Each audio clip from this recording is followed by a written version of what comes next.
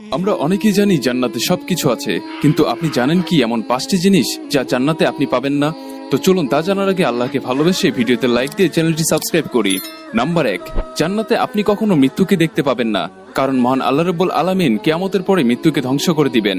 Number 2, জান্নাতে একজন আরেকজনের প্রতি কখনো হিংসা করবেন না, কারণ মহান আল্লাহ রাব্বুল আলামিন জান্নাতীদের দিল থেকে হিংসা চিরতরে দূর করে দিবেন।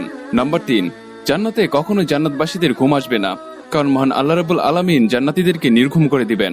নাম্বার 4, জান্নাতবাসীকে কখনোই প্রাকৃতিক ডাকে সাড়া দিতে হবে না, কারণ সেখানে জান্নাতবাসীরা যা খাবেন সেগুলো অটোমেটিক পাকস্থলিতে হজম হয়ে যাবে।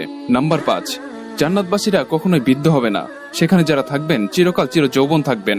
সুবহানাল্লাহ। 4টা কথা আল্লাহর কাছে সবচেয়ে প্রিয়। একটা হচ্ছে সুবহানাল্লাহ, আর একটা হচ্ছে আলহামদুলিল্লাহ, আর একটা হচ্ছে লা ইলাহা ইল্লাল্লাহ, আর একটা হচ্ছে আল্লাহু আকবার।